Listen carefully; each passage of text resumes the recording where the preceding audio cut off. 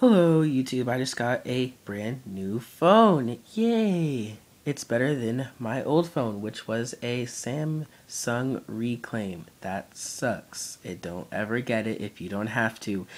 But I got a new phone, and it's a Samsung Trender. Here it is right here. I'm going to do a slight unboxing here, so I guess we should get right into it.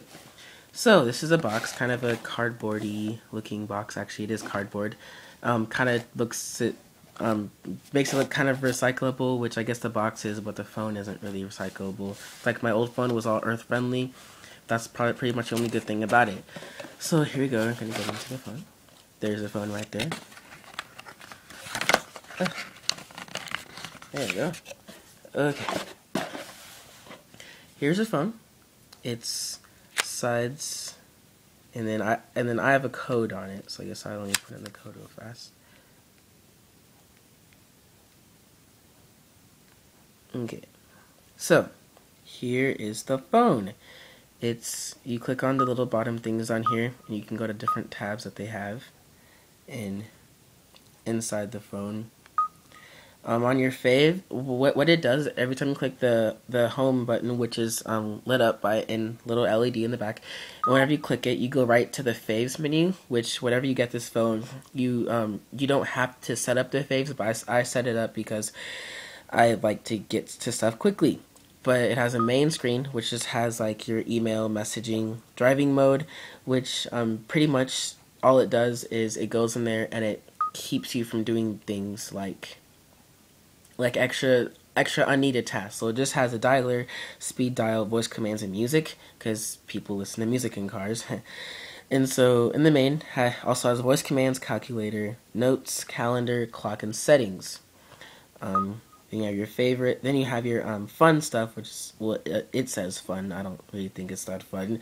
Cameras, photos, music, downloads of games and things like that. Twitter, Facebook, and also it has web, which has all your web things like Google and weather and things like that. When you click on the little call thing here, you go into the call stuff, which that's my mom's stuff, but has all your contacts, and then your recent phones, your dialer, which is right there, and then all your quick call things like that. And what I find is that at first it might not seem like it affects you that much, but the thing is that you can't go from like the home menu. You can't like just click on something and go right to the call. You have to click on this button in order to call anybody, and I find that to be kind of annoying sometimes. So in messaging, you of course just go to your messages, pick one, and click back button gets you back to things. The slider here, the keyboard is relatively nice. It's very flat, so it can be kind of hard to press the buttons. Like the buttons don't come up at all. But it slides and stuff. I find that the slider can be kind of rickety. It's a very rickety slider, and I can see that soon breaking after a while.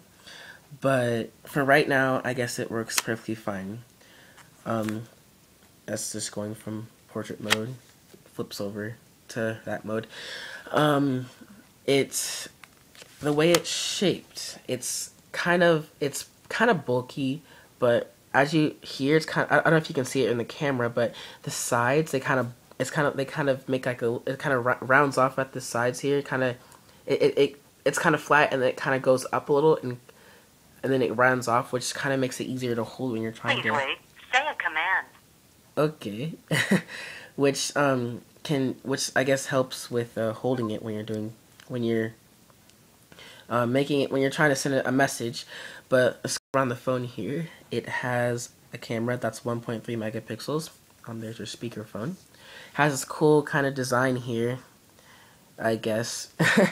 On this side, it has your volume rocker, and on the bottom, it has your charging. On the other side here, it has a camera, and then it has your power button and your headphone jack. On the inside, let me see how you open this up here. I've never opened it up. Let's see what happens. Oh, let's see. Uh.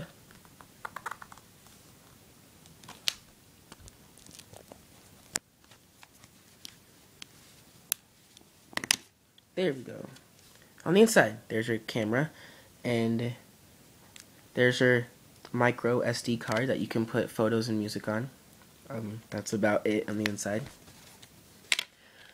But it's a free phone from Sprint, but I mean it's okay free phone. I got to choose either this or the LG Rumor Touch, and there's nothing wrong with the LG. There's a lock screen, but there's nothing wrong with the LG Rumor Touch, I don't think. But it's the way that it looks. I don't like the way that it looks, and then the user interface isn't that intuitive to me. Like on this one, I find to be very nice. At least for a free phone, being that everything's like all the buttons are pretty large. So if you are a person with big hands, this is very easy. This is the phone for you if you don't want an Android or iPhone. But I mean, it's nice. It's a very nice free phone. And then it also and then I got the case, which is the only case that they have at Sprint, just a regular clear case, and it pops on like that, and then the front here just pops on. Sorry, I'm having to hold the camera. But there, just kind of pops on. Makes it more bulky, but I mean keeps it from getting chipped by paint, getting chipped or scuffs or anything like that. So that's nice. But inside the box, kind of do some out of order here. Inside the box, you have all your papers and manuals, warranty, and then you get a charger, and that's about it. But also I do recommend getting the micro SD card because unless you have lots of money, you can't exactly buy music off the Sprint store. Because music is very expensive on the Sprint store. So if you have music on your computer, you can just get the micro SD card, pop it in there, listen to your music on here. But other than that, you can message and you can call, and that's it. But yep, that is the Samsung Trender.